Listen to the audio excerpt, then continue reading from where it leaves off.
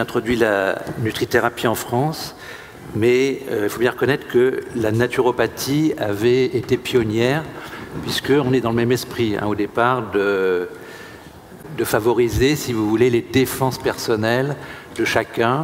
Quand on est attaqué par une maladie, ou si on ne veut pas la faire, ce qui compte, c'est de renforcer ses défenses immunitaires, de détoxification. Bon. J'ai une mission un peu impossible, c'est de vous présenter la nutrithérapie et le stress oxydatif maintenant en 3/4 d'heure. Donc, vous me pardonnerez, sur certaines diapos, je vais aller peut-être un peu plus vite, mais je vais vous donner, si vous en avez envie, et j'espère que ce sera le cas, les outils pour aller plus loin, parce qu'évidemment, c'est des questions qui sont très vastes et très riches. Voilà. Donc, je vais passer assez vite là-dessus. Vous êtes tous aperçus que la chirurgie fait des bonds dans l'innovation extraordinaire, la célioscopie, l'assistance robotisée, mais la médecine, ce n'est pas tout à fait le cas. On a une machine médicale qui est toujours centrée sur la guerre à la maladie, contre les infections, on donne des antibiotiques, contre l'inflammation, des anti-inflammatoires, contre les douleurs, des antalgiques, etc. Ce qui fait qu'en fait, c'est plutôt du symptomatique. On n'attaque pas ce qu'on appelle la physiopathologie, les véritables raisons derrière lesquelles on a ces problèmes. Donc évidemment, ça reste très utile d'avoir ces outils, mais on aimerait bien d'abord ne pas avoir à les utiliser si souvent. Donc il y a des succès incontestables, par exemple les cancers sont mieux soignés, mais il y en a de plus en plus. Par exemple, chaque année, on a 5% de Français en plus sous chimiothérapie. Donc il y a un problème. Et on a aussi, par exemple, si on prend le cancer du sein, des femmes de plus en plus jeunes qui font des cancers du sein. L'explosion d'Alzheimer, je pense que tout le monde est au courant, et c'est extrêmement handicapant.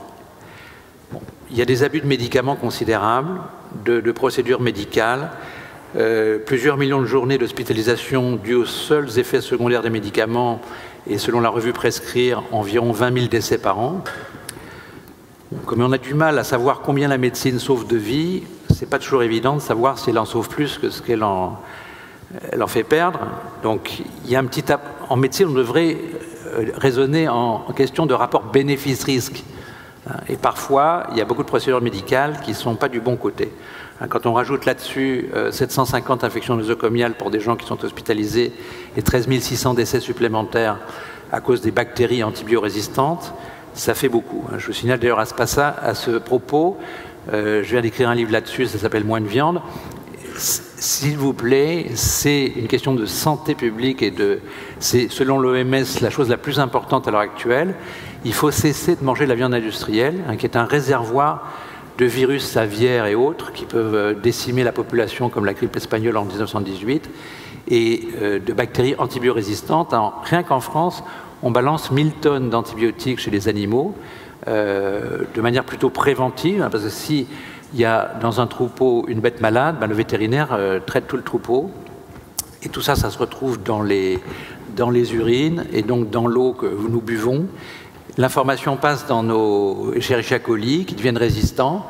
Un Français sur 15 actuellement est porteur de bactéries antibiorésistantes, donc tout va bien si on est en forme, mais si on ne l'est pas, on peut mourir. Il y a 700 000 décès par an à cause de ça actuellement, et l'OMS prévoit 300 millions de décès précoces d'ici 2050 si rien ne change. Donc, je me permets d'insister là-dessus. Ceux qui veulent en savoir plus, il y a le livre sur Moins de viande qui décrit tout ça avec les études, mais c'est vraiment un des gestes les plus puissants qu'on puisse faire aujourd'hui sur le plan de la santé et de l'écologie, bien sûr du bien-être animal, c'est d'être beaucoup plus rationnel au niveau de la consommation de viande. Les femmes en ont besoin à cause du fer, je passe rapidement, les enfants en forte croissance, mais les hommes qui n'ont pas de règles n'en ont pas du tout besoin, les femmes après la ménopause non plus. Tout le reste, la B12 peut être pris en complément, le fer non, mais je pense que maintenant vous êtes au courant, le fer est très pro-oxydant, on peut le mettre dans les compléments, donc la viande se justifie sur le plan nutritionnel pour le fer. Donc c'est vraiment en fonction du bilan du fer et des besoins qu'on devrait le faire. Petite parenthèse faite. Il y a donc un abus de médicaments. En moyenne, les seniors sont sous 6 médicaments.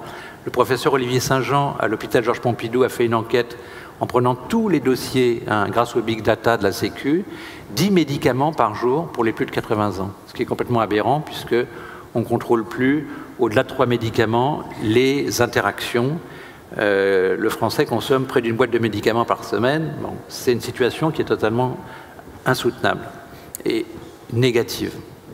On a cité les 20 000 décès. Bon, par ailleurs, bon, je vais passer là-dessus, il y a eu des tas de scandales sur le plan des médicaments. On donne des anxiolytiques à la place du magnésium. Bon, je pense que ça, vous connaissez cette histoire. Et malheureusement, c'est un truc qui se pérennise parce que les effets secondaires des médicaments entraînent la prise d'autres médicaments.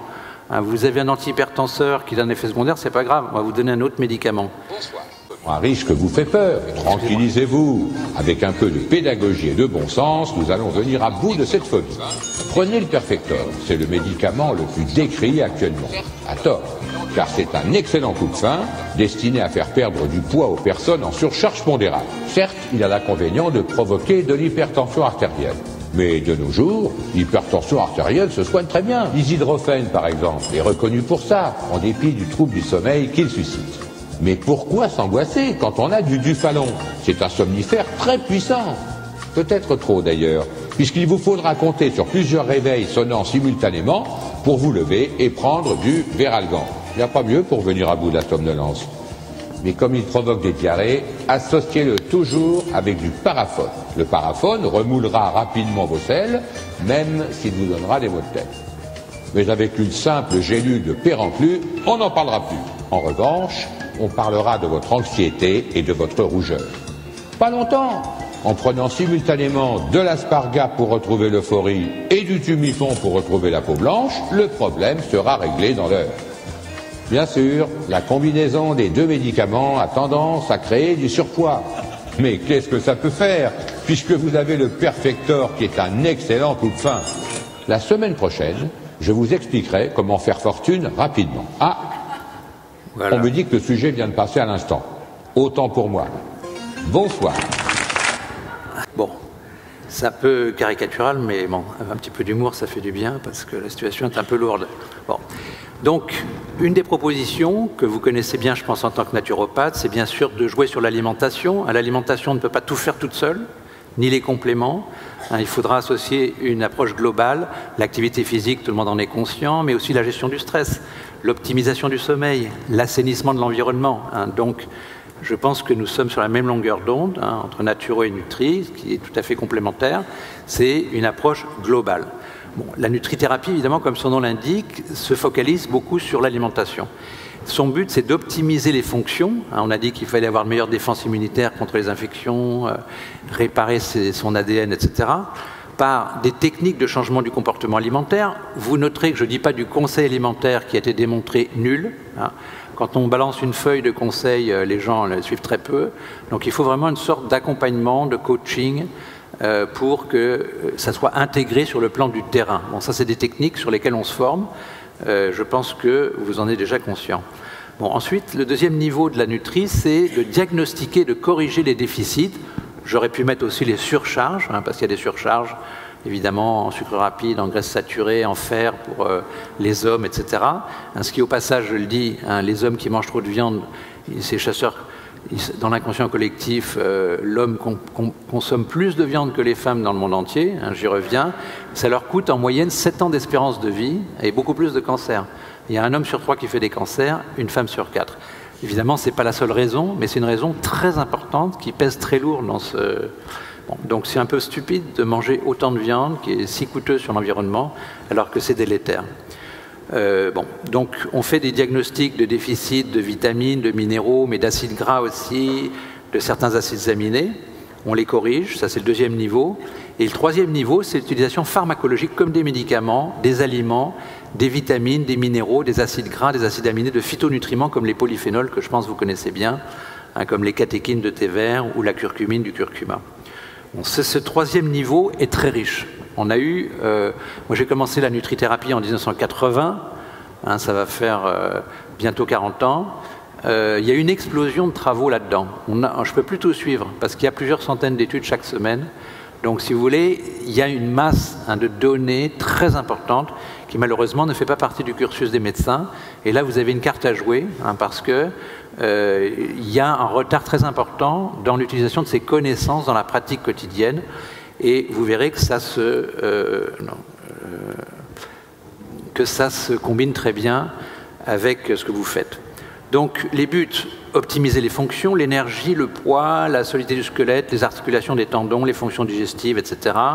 Les défenses anti-infectieuses, la protection anti-inflammatoire, moduler les hormones, c'est tout à fait possible, hein, plutôt que de donner d'autres hormones, par exemple, quand une femme a une hyperoestrogénie, les gynécos ont tendance à donner de la progestérone, mais on a un protocole alimentaire très efficace et complémentaire, avec les phytoestrogènes par exemple, qui permet de moduler ça de manière plus efficace et sans effet secondaire, hein, étant donné que la progestérone, c'est un promoteur du cancer du sein. La reproduction, qui est devenue un vrai problème de société, la croissance des enfants, leur développement cérébral, qui est aussi un problème important, puisqu'on a une baisse du QI mondial, hein, de 7 points en moyenne, qui est due à la fois à des carences nutritionnelles, hein, par exemple les oméga 3, qui sont indispensables au développement cérébral in utero, le zinc, hein, quasiment toutes les femmes enceintes manquent de zinc, c'est l'élément limitant des synapses, et puis les perturbateurs endocriniens qui ont l'effet inverse. Hein, vous avez vu les livres de Barbara Demenex, Toxique cerveau. Donc on est mal barré si, devant les problèmes qu'on a qui sont très importants, hein, on n'a jamais autant de besoin d'être intelligent, et pour le moment, bon, si le QI baisse comme ça n'augure pas très bien. Résistance au stress, c'est important. Le stress est un facteur inflammatoire qui fait rentrer du fer pro-oxydant dans les cellules. La concentration, l'humeur, les capacités de décision, d'adaptation, la détoxification. On est supplémenté tous les jours dans l'air, dans l'eau, dans les aliments, dans les transports, dans le travail, par des polluants, même dans les vêtements. Et donc, si on n'est pas capable de les éliminer et de réparer, ben, ça pose problème. C'est un facteur très important de pathologie. Et là aussi, malheureusement, les médecins, mes confrères et consoeurs, ne sont pas formés, nous n'avons pas été formés à la médecine environnementale, qui est devenue un poste extrêmement important. Le ralentissement du vieillissement, c'est possible. Hein, c'est une des choses sur lesquelles j'ai beaucoup travaillé. Hein, j'ai fait une tournée des centres de gérontologie dans le monde, en particulier aux États-Unis et au Japon, et on a des moyens très puissants de ralentir le vieillissement. Alors c'est un peu bête de ne pas les utiliser, d'autant plus que c'est ralentir le vieillissement en bonne santé. Hein, tout le monde connaît, je pense, le modèle Okinawa que j'ai fait connaître en France avec un livre et des vidéos. C'est des outils simples que nous pouvons nous approprier. Hein, mais quand vous dites aux gens « faites ci, faites ça », ils ne le font pas. Hein, donc c'est important de pouvoir les accompagner. Hein, c'est pour ça, par exemple, qu'on a fait des vidéos tous les jours, une petite chose par petite touche. Il y a des techniques de changement comportemental qui sont très importantes aussi. Et là, pareil, en santé, on n'est pas formé à l'accompagnement des patients, à la communication, au changement d'habitude. C'est une technologie qui s'apprend. Donc voilà, on fait de la prévention, bien sûr, mais aussi on soigne, hein, parce que si la nutrithérapie, évidemment, on ne peut pas soigner toute seule beaucoup de pathologies, il y en a certaines qu'elle peut soigner toute seule, et elle peut, quand les médicaments restent nécessaires, ou la chirurgie, la radiothérapie, la chimio, réduire les effets secondaires des médicaments, réduire parfois et souvent même les doses, et améliorer l'efficacité des traitements. Hein. Tout simplement, vous connaissez le jeûne qui, autour d'une chimiothérapie, réduit les effets secondaires et améliore l'efficacité. C'est bien documenté maintenant, mais on a le professeur Bougnou à Tours qui montre que les oméga 3 sensibilisent à la radio, à la chimiothérapie. C'est scandaleux que les oncologues ne le fassent pas et disent pas aux patients de ne pas arrêter de manger du fromage qui va blinder leurs cellules cancéreuses, qui ne peuvent plus être oxydées. On leur envoie des rayons et des agents oxydants. On parle de stress oxydatif aujourd'hui. Le stress oxydatif peut être utile, hein, pour détruire des virus, des bactéries, des cellules cancéreuses. Et là, on blinde les cellules qui sont inoxydables. Si les gens mangent du beurre et du fromage, les cellules cancéreuses sont insensibles à la chimio et à la radiothérapie. Alors que les oméga 3, très désaturés, je pense que vous connaissez ça, ça fait l'effet inverse, c'est démontré, c'est pas utilisé. Donc, de nouveau, je suis content que vous soyez là parce qu'il y a des choses que vous pouvez faire. Bon, réduction de la consommation de médicaments, co-traitement des pathologies. Bon, excusez-moi, je saute un petit peu parce que je préfère voir dans l'ensemble. De toute façon, ce que je vais faire, je vais confier à Madame Atalzotti le PowerPoint et je suis d'accord tout à fait pour qu'elle vous le communique. Donc vous aurez la présentation. Bon, donc les moyens, c'est l'alimentation. Bon, la diététique a été surtout privative. Nous, on fait plutôt la promotion des bonnes choses. Quand on mange des bonnes choses, on s'achasse les mauvaises. Hein. Si vous consommez de l'huile d'olive, ben, consommez pas de l'huile de palme. Donc, si vous voulez, les bons produits chassent les mauvais, et les gens préfèrent qu'on leur dise des choses positives que de leur dire des choses négatives. C'est prouvé aussi par les études. Donc, les régimes court terme, ça, je vous en ai rendu compte, tout le monde est critique là-dessus, c'est démontré aussi, même sur le surpoids, ne marche pas. Et donc, on fait du conseil positif. Il s'agit donc d'introduire progressivement, mais durablement. Si vous arrivez à faire une cure de n'importe quoi pendant 3 semaines à une personne, bon, super, mais après, elle reprend toutes ses bêtises. Donc, par contre, si vous arrivez à lui faire intégrer une pomme de plus chaque jour, à vie, bio, c'est mieux, ça va faire un impact beaucoup plus fort. Donc, il vaut mieux faire de petites choses, mais définitives.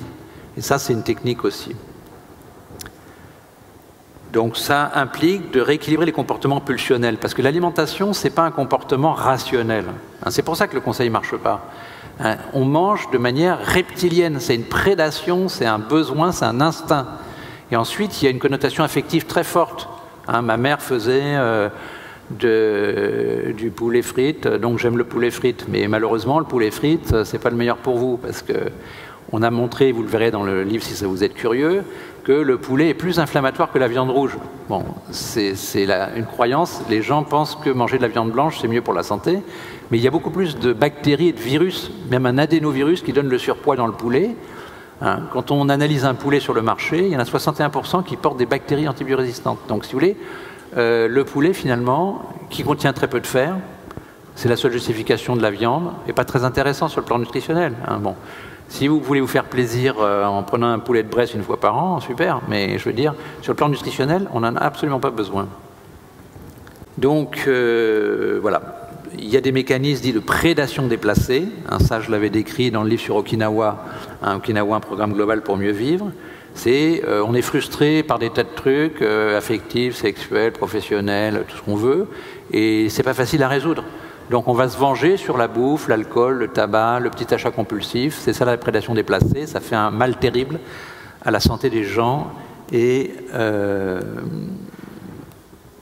à l'environnement aussi. Bon. Donc il y a une place aussi pour les compléments nutritionnels, on va y revenir. C'est que l'alimentation, même optimale, n'apporte pas tout ce qu'il faut. Il y a des limites techniques. Je décris ça dans un livre plus technique. Si vous êtes courageux, je viens de sortir une 5e édition de la nutrithérapie base scientifique. Il y a 2 volumes en 1200 pages. Bon, on commence par expliquer ça avec les études. On verra par exemple que l'apport quotidien en France de vitamine E est de 4,5 mg, qu'il fallait 30 mg pour ne pas faire de carence. Comme c'était impossible, les autorités l'ont descendu la recommandation à 10, qui est complètement aberrant. Mais bon, et les études montrent qu'il faut autour de 100 mg pour être protégé. Donc si vous voulez, entre 4,5 et 100 mg, c'est justement pas possible, quoi. Mais la vitamine D, vous êtes au courant, 80% des Français sont déficients parce qu'il n'y en a quasiment pas dans l'alimentation, un peu dans le foie de morue, mais bon, voilà. Et il faudrait être 30 minutes à moitié nu pour avoir 3000 unités par jour, et ça marche que de avril à octobre. Après, il n'y a plus assez d'UV pour le faire. Donc, si vous voulez, c'est juste pas possible. Donc, la vitamine D, il faut en prendre tous les hivers. On n'en est plus à la pédiatrie qui donnait ça contre le rachitisme, c'est tout le monde. Tout le monde est concerné. Mais la vitamine D, le magnésium, la E, le zinc, la B6, bon, heureusement, la liste s'arrête à peu près là. Bon, l'iode est très mal apporté dans l'alimentation, mais on pourrait manger des algues. Bon. Mais si vous voulez, donc ces autres nutriments doivent être apportés par des compléments. Le complément, comme son nom l'indique, se justifie que si on ne peut pas le faire par l'alimentation. La base, c'est l'alimentation. On optimise tout ce qu'on peut. Après, il y a ce qu'on ne peut pas faire. Bon, après, il y a des surutilisations. La femme enceinte a plus de besoins que la femme pas enceinte. Le sportif en performance que le sportif en vacances. La personne polluée, mais malheureusement, bon, on est un peu tous dans l'eau, mais il y a quand même des différences entre l'ouvrier qui travaille dans une usine d'hydrocarbures et la ménagère qui reste chez elle. Encore que les produits ménagers, on sait que la pollution de l'air intérieur est parfois plus sévère que celle des autoroutes. Donc ça dépend ce qu'on met chez soi. Mais ça, c'est aussi un message que vous pouvez passer à vos patients, c'est comment faire des choix judicieux pour réduire la charge toxique. Aujourd'hui, il ne faut pas rêver, on ne peut pas l'annuler, mais on peut faire des choix judicieux. Par exemple, entre autres, je jette ça en vrac, n'achetez jamais de voiture neuve. Ça a une odeur terrible. En fait, vous êtes dans une chambre à gaz qui contient du formaldéhyde, qui conserve les cadavres mais pas les vivants. Bon, pendant 6 mois, une voiture neuve sent très mauvais. Il faut acheter des voitures d'occasion. Bon, voilà, des trucs assez simples qu'il faut faire. Un autre exemple pratique, c'est ne jamais acheter du gras dans du plastique. Parce que déjà, il y a des microplastiques et des perturbateurs endocriniens dans l'eau en plastique, c'est pas génial. Surtout si vous la laissez au soleil, tout le plastique au soleil se décompose. Donc tout ce qui est plastique chez vous, et regardez chez vous, il y en a partout, il faut le mettre à l'ombre. Sinon, il se décompose, ça crée des phtalates qui sont dans l'air, vous inhalez les phtalates, ils passent dans votre sang, et voilà. D'accord? C'est redoutable. Donc, par contre, dans le gras, si vous voulez, les perturbateurs endocriniens sont liposolubles. Donc l'huile, les sauces, les margarines, les plats préparés ne devraient jamais être dans du plastique. Jamais. Parce que là, c'est un concentré de perturbateurs endocriniens. Pire, on peut faire mieux, c'est de mettre au micro-ondes des barquets de plastique. Là, ça va faire exploser. Bon, et là, dans les cantines scolaires, il y a un mouvement de communes qui veulent faire sans perturbateurs endocriniens. Il y a du boulot, parce qu'on a été complètement envahi par le plastique, qui est pratique, mais voilà, dont les effets secondaires, il faut être beaucoup plus prudent maintenant sur réduire sa consommation de plastique, bon, sans compter la pollution des mers, la destruction des animaux dans l'océan, etc. Donc cette réduction de la charge toxique, c'est un point très important. Dans les 2 volumes, là vous verrez que ça prend une certaine place. On fait des séminaires entiers là-dessus, parce que c'est vraiment devenu très important. Bon, il y a plein de moyens complémentaires, et là, bon, la nutrithérapie parle au corps son propre langage via des molécules, les acides aminés qui sont les briquettes qui forment les protéines, les acides gras, les vitamines, les minéraux qui le composent et lui permettent de fonctionner. Toute intervention qui utilise des molécules étrangères s'appelle xénobiotique. C'est des xénobiotiques, c'est des molécules qui sont étrangères, c'est autre chose. Bon, moyens complémentaires, on en a déjà parlé. Bon, les compléments nutritionnels, comme vous le savez, contiennent des vitamines et des minéraux, mais pas seulement. Des acides gras comme les oméga 3, des acides aminés parfois, c'est un peu plus technique, c'est moins connu, et des substances phytochimiques dont on a parlé, comme les polyphénols, à 3 niveaux de dose. Donc les doses nutritionnelles, c'est ce qu'il faut au jour le jour pour bien fonctionner. De correction de déficit, il faut des doses supérieures pour corriger un déficit. Si vous manquez de magnésium et que vous donnez ce qu'il faut au jour le jour, vous ne compensez pas le déficit accumulé. D'accord? Donc il faut une cure, cette fois-ci, ce n'est pas au jour le jour, c'est une cure qui va redonner, combler le déficit, d'accord? C'est ponctuel. Et ensuite, il y a la dose pharmacologique, où déficit ou pas, on s'en fiche. On donne du magnésium comme vasodilatateur, antiarythmique, des oméga 3 comme anti-inflammatoire pour faire baisser les triglycérides, etc. La nutrithérapie n'est pas une médecine alternative, elle repose sur la biochimie dont elle a l'application pratique et elle est soutenue par des dizaines de milliers d'études épidémiologiques et d'interventions. La nutrithérapie a un pouvoir considérable sur la prévention à peine abordée par l'allopathie. C'est le moyen principal d'allonger la durée de vie en bonne santé, alors que l'allopathie maintient au mieux des personnes malades en vie, parfois abusivement contre leur propre volonté. Bon, il y a quelque chose à revoir de chimiothérapie chez des gens qui sont condamnés, qui meurent nauséeux à l'hôpital au lieu de finir leur vie tranquille chez eux. Bon, aujourd'hui, on commence à réévaluer le bien fondé de traiter certains cancers de la prostate et du sein. Bon, donc le stress oxydatif, vous êtes au courant, c'est la raison principale du vieillissement. En fait, avec l'âge, on perd du muscle, on perd de l'os, on perd du neurone, et tout ça, c'est lié à une corrosion. En fait, en quelque sorte, on rouille, on rancit sur pied, où le fer, justement, qui rouille à l'oxygène, joue un rôle de catalyseur très important, le cuivre aussi, c'est une des raisons pour lesquelles, on en reparlera, on ne peut pas mettre de cuivre et de fer dans les compléments. Ça, c'est une première règle de choix d'un complément. On ne peut pas avoir de fer et de cuivre dedans, parce que sinon, il y a des radicaux libres dedans, ça détruit la vitamine C. C'est exactement ce qu'on ne veut pas. Donc, ce stress oxydatif, il a plusieurs sources. La première source, c'est la mitochondrie. La mitochondrie, vous la connaissez toutes, c'est d'anciennes bactéries qui font le sale boulot dans nos cellules, qui brûlent les calories au feu de l'oxygène et qui font des déchets, justement. Pour faire l'énergie, c'est l'ATP, c'est une pile moléculaire, il faut condenser des électrons. Donc sous la membrane de la mitochondrie, il y a des transporteurs d'électrons, mais ils ne sont pas parfaits, rien n'est parfait, et donc il y a quelques électrons qui s'échappent. Ces électrons qui s'échappent, ils sont rattrapés par l'oxygène. Et l'oxygène avec un électron en trop, ça s'appelle l'anion superoxyde. C'est le piéton des radicaux libres. Selon les experts, on en fait 2 kg par an. Or, si vous voulez, cet oxygène avec un électron en trop, il est instable, c'est absolument anormal d'avoir ce déséquilibre, et donc il va essayer de se rééquilibrer en balançant son électron sur la première molécule venue, ou en arrachant un électron à un autre. Donc en fait, le stress oxydatif se propage. On appelle ça d'ailleurs la propagation en chaîne. C'est un radical libre qui altère une autre molécule, n'importe laquelle. Ça percute la membrane, ça percute l'ADN, ça percute une protéine. Tout peut être percuté par ces radicaux. Et c'est la raison pour laquelle, principale, on perd des cellules et que le reste est moins beau. Les gens ont une peau qui devienne brune, pleine de taches, et que ça, on fonctionne moins bien parce que l'ADN aussi, bien sûr, qui est crucial, a été altéré.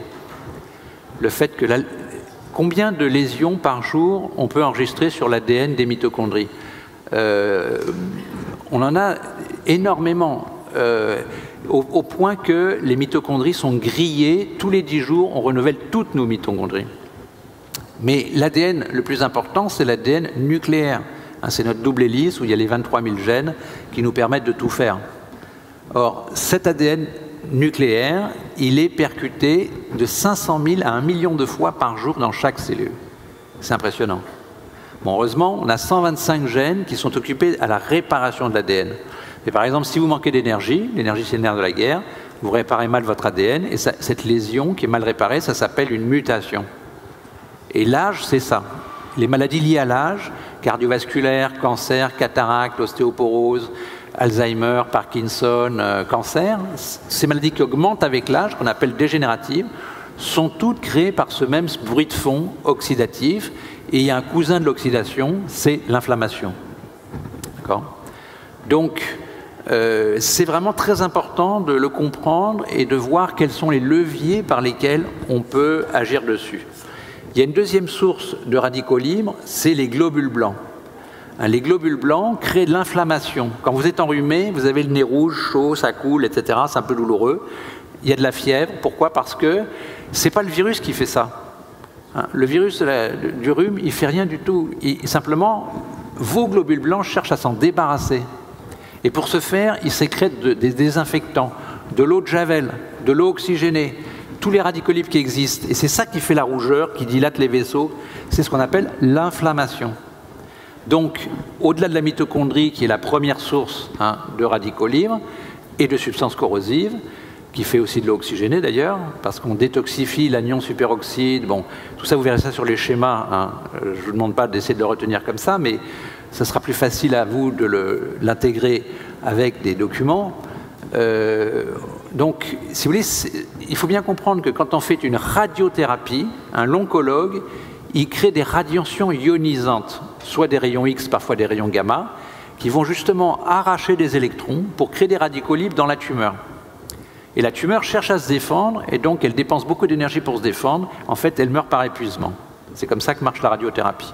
C'est pour ça qu'il faut la sensibiliser avec des oméga 3 hyperoxydables, et pas la blinder avec du fromage et du beurre qui la rend inoxydable. Parce que les cellules cancéreuses, elles pompent les graisses qui sont là pour faire leur membrane. D'accord. Donc, c'est la même chose pour le système immunitaire qui va attaquer les bactéries si elles sont riches en oméga 3, et elles vont se dupliquer toutes les 20 minutes, les bactéries. Elles vont utiliser les graisses que vous mangez. Il n'y a pas de mystère, d'accord? Eh bien, ça va avoir le même genre de choses. Et l'immunité, vous vous rappelez, c'est aussi essentiel dans la défense contre les cancers. C'est le premier niveau de défense. Donc, à tous les niveaux, si vous voulez, il faut comprendre que d'un côté, le stress oxydatif est intéressant pour tuer les virus et les bactéries. Le globule blanc, il fabrique des radicaux libres. Bon, mais il y en a qui s'échappent et ça crée l'inflammation. D'accord ? Donc, dans une infection aiguë, c'est intéressant de contrôler cette inflammation parce qu'on souffre en fait de l'inflammation. Okay ? Donc, il faut lutter contre l'inflammation sans empêcher les défenses immunitaires. Et c'est important contre le cancer et c'est important dans la lutte contre les cancers. Mais c'est aussi important dans la croissance cellulaire. Un petit stress oxydatif bas bruit est indispensable pour multiplier les cellules. D'accord ? Le problème, c'est quand il y a trop de stress oxydatif et que le stress oxydatif détruit et que ça dépasse les capacités de réparation et de neutralisation. D'accord ? Et là, on a un problème, c'est ce vieillissement, la perte de cellules, la dégradation de ce qui reste, des molécules, et les maladies liées à l'âge qui sont sur le même bruit biochimique. C'est le stress oxydatif et l'inflammation sont les causes principales de la détérioration de notre système. Voilà. Et puis il y a une troisième source, c'est la pollution. La pollution qui est maintenant devenue catastrophique partout. Bon, vous avez vu qu'en France, uniquement, la pollution aérienne tue 48 000 personnes par an. C'est devenu complètement dingue. On respire, ça tue. Bon.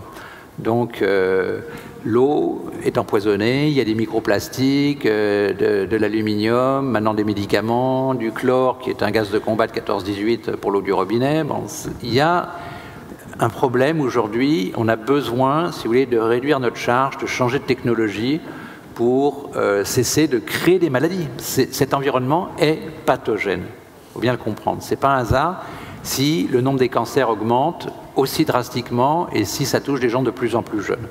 Ce n'est pas un hasard si le QI baisse. Ce n'est pas un hasard si on a de plus de médicaments, mais que la santé publique évolue dans le mauvais sens. On n'a jamais eu autant de surpoids.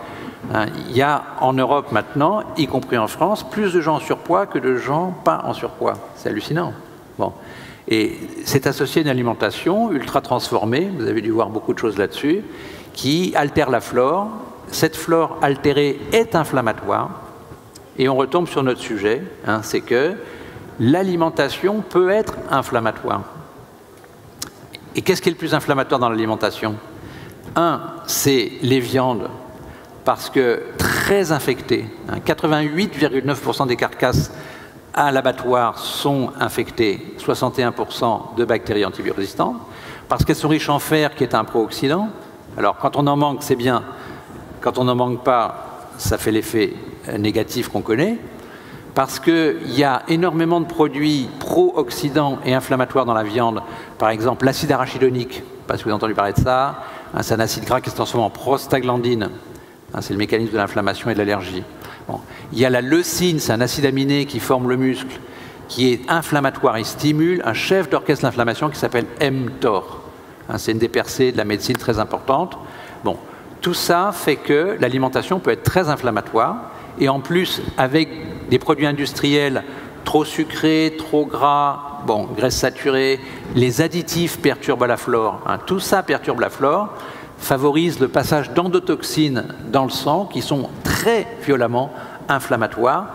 Et le produit alimentaire qui fait le plus ça, c'est la viande. Donc, le fait que les gens mangent trop carné, trop de produits industriels ultra transformés avec des additifs, ils sont en inflammation quasi permanente. Le soir, en plus, c'est un gros dîner, ils mangent souvent des protéines animales, ça fait exploser l'inflammation. Et la nuit, qui est le moment dans lequel on devrait se reposer, se réparer, la nuit, vous ne bougez pas, vous ne pensez pas, et donc votre énergie peut être utilisée pour vous réparer votre ADN, virer les protéines détruites, ce qu'on appelle l'autophagie. Et on vient de découvrir un système où il y a une dilatation du liquide céphalorachidien qui va rincer, ça fait une douche cérébrale la nuit. Ça s'appelle la fonction lymphatique. C'est une des grandes percées de ces dernières années en médecine. La nuit, vous lessivez votre cerveau des protéines pathogènes qui sont impliquées dans l'Alzheimer et la Parkinson. Bon, encore faut-il le faire. Si vous avez fait un gros dîner qui augmente la température corporelle, vous avez mangé des produits inflammatoires, au lieu de prendre un dîner qui devrait être toujours végétarien en fait, eh bien, vous empêchez la nuit cette réparation. Au contraire, vous avez de l'inflammation. Après, les gens s'étonnent d'être malades.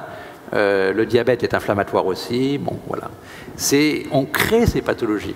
Bon, c'est la mauvaise nouvelle. La bonne nouvelle, c'est que si on sait comment ça se passe, on a un levier pour apprendre aux gens comment manger différemment, comment assainir leur environnement, comment optimiser leur sommeil. Le sommeil, vous l'avez compris, c'est fondamental. D'accord ? On ne peut pas guérir si on ne dort pas bien. Parce que la guérison se passe la nuit. Les défenses immunitaires se passent la nuit. La réparation de l'ADN se passe la nuit. Tout ça, c'est la nuit que ça se passe. Le jour, l'énergie est occupée. Donc, c'est des choses très simples qu'il faut connaître et qui sont très puissantes une fois qu'on a les leviers. Bon, on peut altérer tout ce qu'on veut, donc les protéines, les lipides, l'ADN, même les vitamines. Bon. Voilà. Bon. Vous savez que par contre, on a donc détecté des alimentations anti-inflammatoires. La première, le modèle méditerranéen, d'accord, que maintenant est devenu mondialement célèbre, où tout simplement, il y a plus de végétaux, hein, il y a moins de viande, les gens consomment de la viande pour les fêtes, comme c'était chez les ruraux ici à 100 ans. Hein. Maintenant, depuis qu'on a fait des usines à viande en Bretagne, hein, de porc à hors sol, eh bien, le Français a l'impression qu'il n'a pas mangé, s'il n'a pas mangé de viande à un repas principal. C'est une catastrophe, ça. Il y a des gens qui en ont besoin, les femmes enceintes à cause du fer, les enfants et les ados en forte croissance, éventuellement les femmes carencées en fer. Hein. L'idéal, c'est d'avoir une ferritine pour calibrer le conseil de fréquence de consommation de viande rouge, mais à midi, pas le soir, on l'a dit, jamais de viande le soir inflammatoire. Hein. Oui, bon, ça, c'est des choses simples qu'il faut intégrer. Eh bien, c'est exactement ce qu'ils font dans le modèle méditerranéen. Hein. En plus, ils ont l'huile d'olive qui contient des polyphénols qui sont très puissants, un petit poids moléculaire qui passe même bien dans le cerveau. D'accord ? Donc, pas étonnant, les gens qui suivent un modèle méditerranéen, qui consomment de l'huile d'olive vierge, riche en polyphénols, font moins de surpoids, moins de diabète, moins de maladies cardiovasculaires, moins d'inflammation, moins d'Alzheimer. Voilà. Bon, et ils gagnent un petit peu d'espérance de vie. Il y en a qui font mieux encore, mais pas tout bien. C'est Okinawa, on en a parlé tout à l'heure.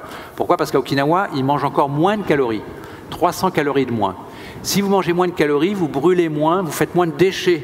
Hein. Vous avez dit, premier radical libre, c'est l'anion superoxyde qui vient de cette perte d'électrons libres dans la mitochondrie. Si vous brûlez moins, vous faites moins de déchets. Hein. Et ça a été prouvé chez l'animal. Dans 200 espèces, on a fait ce qu'on appelle la restriction calorique. Si on donne aux rats à manger ce qu'ils veulent, ils vivent une certaine durée, hein, environ 2 ans pour un rongeur. Si vous leur réduisez de 30% leur portion, le rat le plus vieux, il vit 30% de plus. C'est ce qu'on appelle l'allongement de la longévité maximale. C'est une notion différente de la longévité moyenne. La longévité moyenne, c'est dans un groupe, celui qui, la durée de vie moyenne. Là, c'est l'individu qui vit le plus longtemps. Hein, chez nous, c'est Jeanne Calment, 122 ans et quelques mois. D'accord ? Mais si Jeanne Calment vit 30% de plus, elle vit 160 et quelques années. C'est un peu surréel, mais c'est ce qu'on fait en labo. On fait vivre des nématodes 6 fois plus que la longévité normale. Bon, là, c'est pas seulement avec la restriction calorique, c'est avec des modifications génétiques, mais qui sont liées au stress oxydatif, à la réparation de l'ADN, etc. Donc, si vous voulez, on est en train de faire des bonds absolument monstrueux dans le domaine de la gérontologie. C'est la science du vieillissement, ce qui permet de ralentir le vieillissement et les maladies liées à l'âge, qui sont la même chose, en fait, si vous avez des facteurs de risque, vous faites un infarctus ou un Alzheimer, ou c'est au choix. Hein. Faites votre marché, mais tout le monde, si vous voulez, épaissit ses artères, tout le monde fait un peu d'arthrose, tout le monde perd des neurones, mais tout le monde ne fait pas d'Alzheimer. Hein. Pour faire de l'Alzheimer, il faut quelques facteurs génétiques, quelques facteurs environnementaux, il faut moins faire fonctionner son cerveau, aussi son corps. Hein. Comment c'est possible ça? Les gens qui marchent font moins d'Alzheimer. Ah, c'est bizarre. Le neurone, il ne se contracte pas.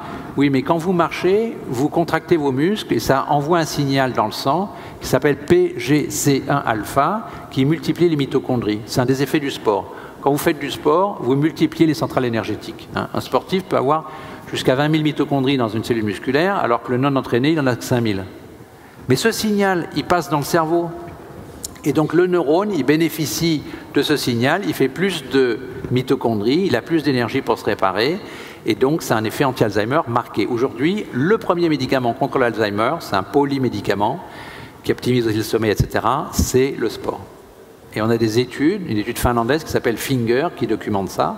Bon, ceux que ça intéresse, j'ai fait 3 dossiers récemment sur l'Alzheimer, parce que depuis que je suis médecin, j'ai jamais vu de telle percée dans le domaine de la médecine, ni dans la compréhension, si vous voulez, du mécanisme, ni dans la détection précoce, ni dans la prévention, ni dans la réversion des stades précoces, qui pour le moment, les neurologues pensent toujours que l'Alzheimer, ça ne se guérit pas.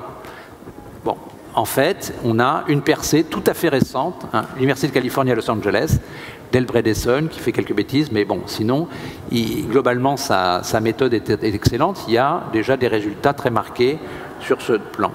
Donc, le modèle méditerranéen, en fait, qu'on peut intégrer avec Okinawa. À Okinawa, ils ne connaissent pas l'huile d'olive, c'est dommage. Hein. Ils ne connaissent pas le chocolat noir, qui est riche en polyphénol. Bon. Donc, si vous voulez, nulle part, personne ne fait quelque chose de parfait. Ce qui est intéressant, c'est de comprendre ce qui marche hein, dans ce qu'on appelle ces zones bleues, là où on vit plus longtemps en bonne santé, d'utiliser ces mécanismes et de se les approprier avec notre culture. Bon. Dans les compléments, pourquoi est-ce que, par exemple, il faut prendre du magnésium? C'est parce que l'alimentation apporte, pour 1000 calories, apporte 120 mg de magnésium. Combien consomme une femme? En moyenne, 1700 calories. Combien consomme un homme? 2200 calories. Donc en gros, on a dans sa bouche tous les jours entre 200 et 240 mg de magnésium. Quelle est la quantité recommandée pour ne pas faire de carence? Elle est autour de 400. Donc là, il y a un gap. D'accord? C'est ce qu'on appelle les limites techniques de l'alimentation. Mais en plus, s'ajoute à ça le fait que quand on est stressé, il y a une porte qui claque, il y a un coup de klaxon, il y a un embouteillage, il y a un souci, tout ce qu'on veut, et aujourd'hui c'est un phénomène de société, eh bien, le calcium rentre massivement dans la cellule sous l'effet de la noradrénaline, ça chasse du magnésium, le magnésium monte dans le sang, le rein envoie trop, il passe dans les urines. Autrement dit, le stress fait perdre tous les jours du magnésium. La personne la moins stressée, elle perd autour de 100 mg de magnésium par jour, il y a des personnes qui en perdent 400. Donc quand vous faites le total, on comprend pourquoi les gens sont fatigués. Première plainte des Français, la fatigue, l'anxiété, le trouble du sommeil, les troubles digestifs, j'avale de l'air, je ballonne, tout ça. C'est spastique, c'est lié au magnésium. D'accord? Donc on balance des médicaments sur ces gens-là, 6 millions de Français sous benzodiazépines, somnifères, décontracturants, médicaments contre la colopathie, tout ce que vous voulez, sans faire la base.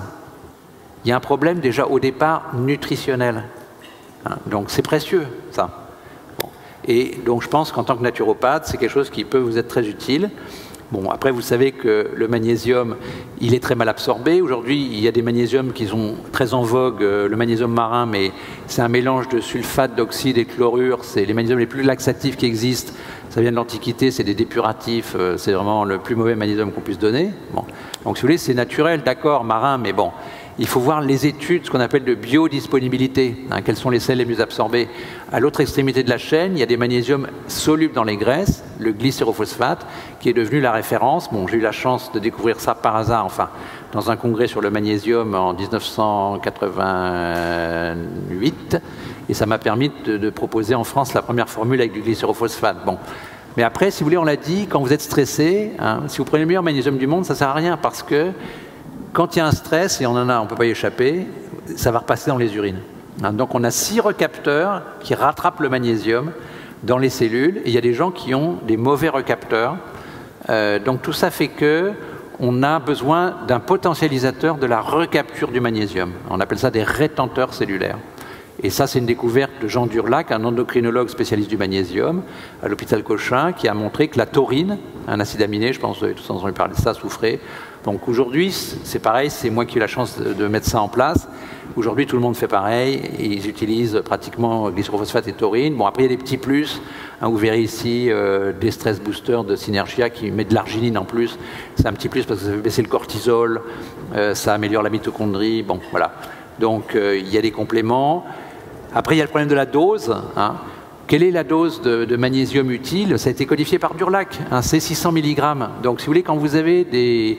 D'ailleurs, même Synergia fait un comprimé de déstress à 32 mg. Qu'est-ce que vous voulez faire avec ça? Vous n'avez pas donné 20 comprimés, c'est pas malin. Bon, heureusement, ils ont fait un stick à 200 mg.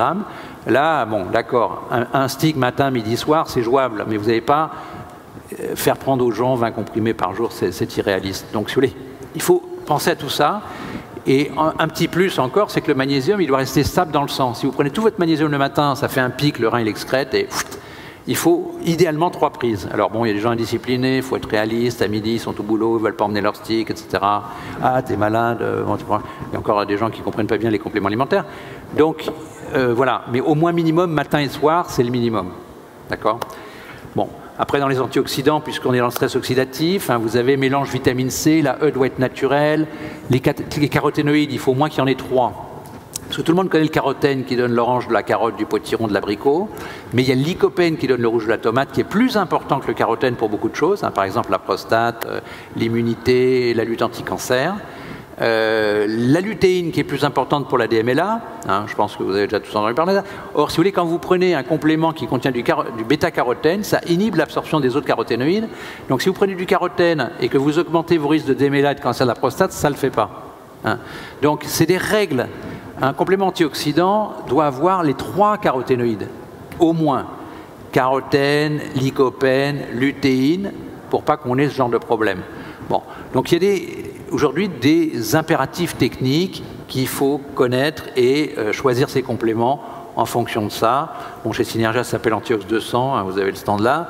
En polyphénol, qui est un autre antioxydant, bon, ça, on peut les optimiser beaucoup par l'alimentation. Un thé vert, chocolat noir, curcuma, je pense que vous êtes au courant, grenade, jus de grenade, il y a des jus de grenade myrtille. Bon, on peut vraiment, l'huile d'olive vierge, hein, les amandes complètes, vous aurez des listes, hein, on peut vous les communiquer.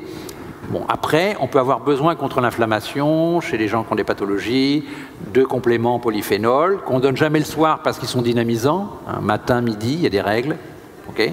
Et bon, là, par exemple, chez Synergia, ils ont un mélange de catéchine de thé vert, d'anthocyanes de myrtille, de citroflavonoïdes, de quercétine. C'est un polyphénol très puissant, anti-inflammatoire, qui est dans la peau de l'oignon et dans la pomme. Polyphénol de grenade, etc. Ça s'appelle Antiox F4. Bon. Et puis, il y a des antioxydants plus pointus, plus puissants, qui sont, par exemple, le coenzyme Q10, hein, ce qui est à la fois un transporteur d'électrons dans la mitochondrie, donc ça améliore l'énergie. Quand quelqu'un a une maladie grave, un AVC, un infarct, un trauma crânien, un infarctus, etc., il faut donner du coenzyme Q10, c'est vital.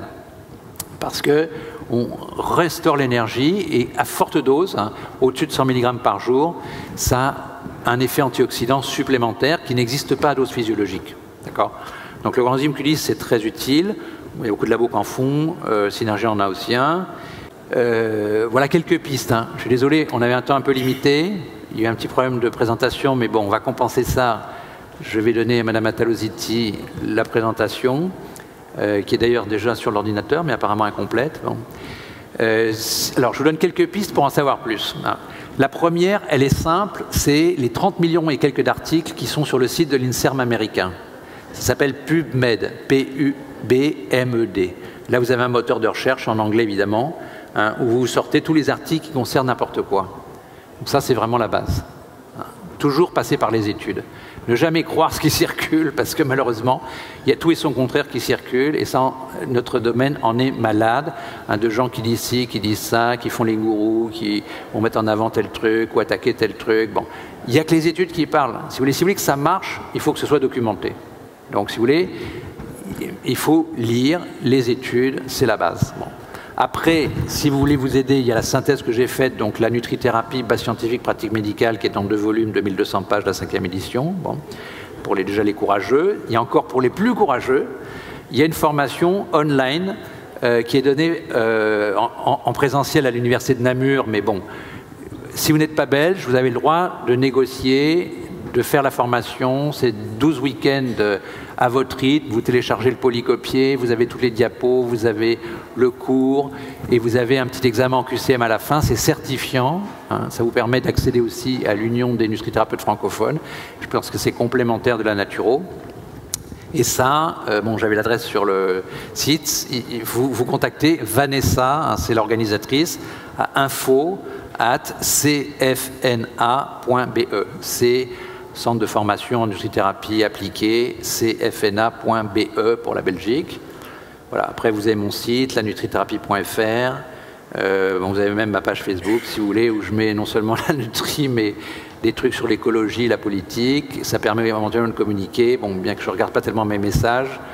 Bon, il y a une possibilité de courrier aussi par le site lanutrithérapie.fr. Bon. Sinon, il y a des livres plus spécialisés, hein, par exemple sur l'immunonutrition, manuel familial de résistance aux infections, Okinawa, le programme global pour mieux vivre. Bon, ce programme Okinawa existe en vidéo, en 180 vidéos, pour accompagner les patients, ça peut être complémentaire de votre consultation, ça s'appelle le parcours Okinawa. Vous le trouvez sur le site parcours-okinawa.fr. Il y a le guide familial des aliments soigneurs que j'ai fait en collaboration avec Rose Razafini-Bello ici présente. Voilà, le dernier livre, c'est donc Moins de viande. Je me fais du bien, je préserve ma planète, je contribue au bien-être animal, qui, je pense, est devenu un sujet sociétal très important. Et là, je pense que déjà, en commençant par nous et nos patients, on peut faire beaucoup en les orientant vers une alimentation plus végétale et où on remet la viande à sa place. Moi, je ne suis pas là pour dire soyez vegan. Bon, je respecte tout à fait d'être vegan, d'être végétalien. Je respecte et j'aide les gens qui veulent l'être. Mais ça pose problème quand même, parce que c'est pas très... D'abord, la B12, il faut la prendre en complément, il n'y en a pas dans les produits animaux, bon, ça, c'est pas très grave. Le zinc est mal absorbé dans les végétaux, bon, on peut le mettre dans les compléments, mais le fer, on peut pas. Hein, j'ai expliqué, le fer, c'est pro-oxydant. Vous bouffez des radicaux libres s'il y a du fer dans le complément. Donc, malheureusement, les gens qui manquent de fer, hein, et à commencer les femmes enceintes, les ados, les enfants en forte croissance, c'est surtout la viande rouge. Mais la viande rouge, le bœuf saignant, ce qui n'est pas du tout écologique, hein, je suis désolé. Mais bon, mais au moins si c'est les gens qui en ont besoin qui mangent ça, hein, et pas les autres qui en abusent et que ça leur fait du mal, c'est vraiment un peu bête, quoi. En plus, ça écrase le plaisir. Alors, vous savez, j'ai les co-signataires du lundi vert, c'est une initiative pour ne pas manger de produits animaux le lundi. C'est insuffisant, mais enfin c'est un petit mouvement. Et ça a bien démarré puisqu'on a eu 100 000 visites en une semaine du site, 25 000 personnes qui sont dans une étude pour voir comment ils changent, des centaines d'émissions de télé et de radio. Là, je fais encore une tournée, je pars tout à l'heure en Suisse, c'est pour ça que je ne vais pas rester. Je vais aller un quart d'heure au centre de dédicace et malheureusement je devrais partir, vous m'en excuserez parce que j'ai un train pour Genève. Mais donc, ce geste, vous voyez, c'est le plus puissant qu'on puisse faire actuellement, je pense, pour commencer, et pour sa santé, et pour la société. Au niveau du climat, vous vous rendez compte que le bœuf, c'est très coûteux. Si vous voulez, avec un bœuf de 200 kg, on nourrit 1800 personnes. Et avec les protéines qu'il a mangées, qui sont aussi nourrissantes, on nourrit 15 000 personnes. Donc, 80% de la déforestation, c'est pour ça. Hein, c'est pour faire des élevages, surtout au Brésil. Hein.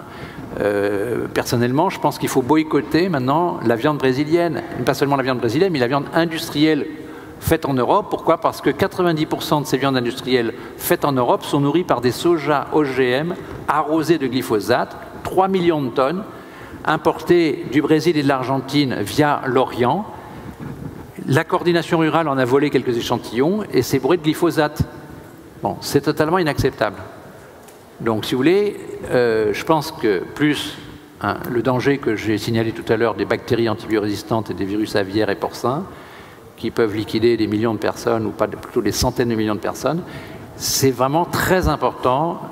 Il vaut mieux manger moins de viande, mais de bonne qualité, de bêtes qu'on vécu en plein air bio, se faire plaisir en consommant pour des occasions hein, exceptionnelles. On a des amis, on va au restaurant, voilà, comme le faisaient les ruraux avant. Hein.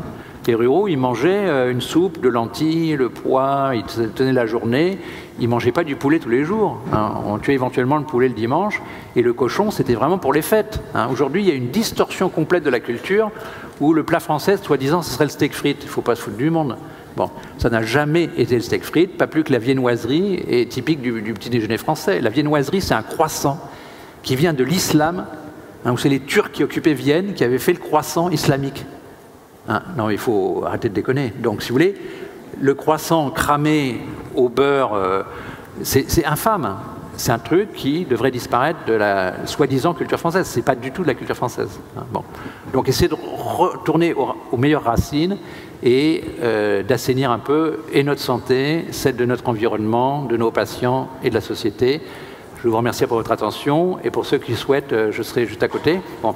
Alors, comme on n'a pas le temps de questions, je ne promets pas évidemment de répondre systématiquement parce que je reçois déjà beaucoup de mails. Hein, mais bon, si vous avez des questions importantes ou si vous vous intéressez plus précisément à un domaine, je fais un dossier chaque mois sur une pathologie. Il y a déjà plus de 50 dossiers de faits. Voilà. Mon mail, c'est Jean-Paul Curté, c'est mon nom tout collé sans point ni rien, @gmail.com. Bon. Soyez patients si vous ne recevez pas tout de suite, mais bon, qu'on n'a pas de discussion, on peut faire peut-être comme ça, mais voilà. Merci pour votre attention et peut-être à tout à l'heure.